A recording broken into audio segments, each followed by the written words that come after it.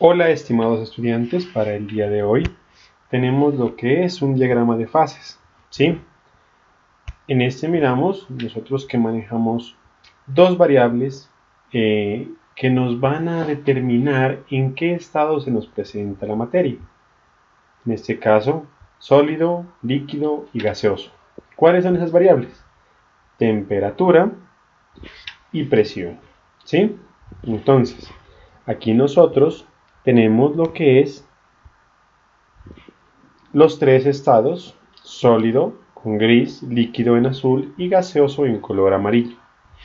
Por este lado de acá tenemos lo que es presión y por el lado de acá tenemos lo que es temperatura.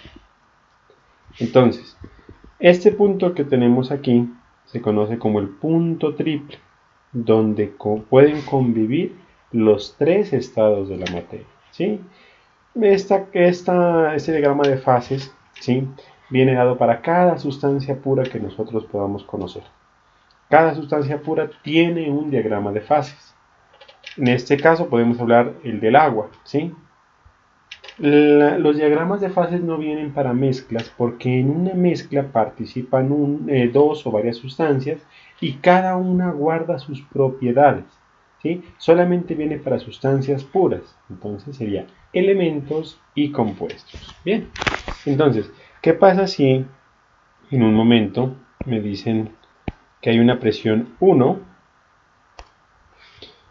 y a una temperatura 1, también llamémosla así?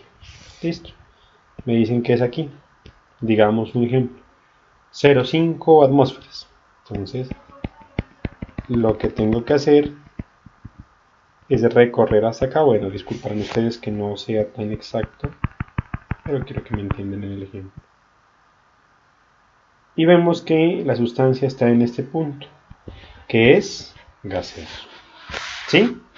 Entonces, estas líneas que vemos aquí son las que representan el paso de, por ejemplo, esta representa el paso de líquido a gaseoso, es decir, el punto de ebullición. Cuando pasa de sólido a líquido, que sería esta línea, hablamos de fusión.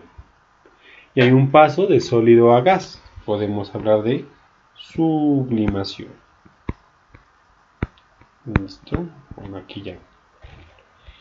Ahora, la pregunta que yo hice en el taller, entonces, era ¿por qué nosotros que estamos en la ciudad de Ipiales, a los 3000 metros sobre el nivel del mar, y Tumaco, que está a 0 metros sobre el nivel del mar, tienen una diferencia en el punto de ebullición del agua? O sea, acá, señores, en el punto de ebullición del agua. Es decir, que no es la misma temperatura en Ipiales que en Tumaco cuando el líquido, agua en este caso, pasa a gaseoso. Vamos a ver por qué. Entonces, para este punto tenemos que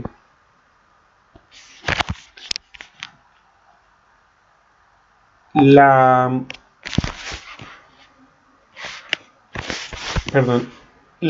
presión en Tumaco y en Ipiales tiene una diferencia. Pongamos entonces aquí Ipiales, ahí, Ipi, es esta presión. La presión en Tumaco será mayor, ¿sí? Hay más aire, más mezcla de gases arriba de los 0 metros sobre el nivel del mar, entonces tendremos una presión mayor en Tumaco. Muy bien, entonces vamos a ver. A esta presión vamos a ver a qué temperatura nosotros logramos que el agua que está en hielo se convierta en líquida. bueno, digamos que, perdón, el agua que no está en hielo, el agua que está líquida se convierte en gaseoso, perdón, o sea, se evapora, temperatura de ebullición. Aquí es donde haces el corte, y aquí tendríamos que es una temperatura, vamos a decirlo, por ejemplo, 90 grados centígrados. Listo. Ahora, ¿qué pasa en tu marco? Mira, como la presión es mayor, va a dar por acá. Y resulta entonces de que en Tumaco tenemos una temperatura de 100 grados centígrados. Eso es lo que pasa.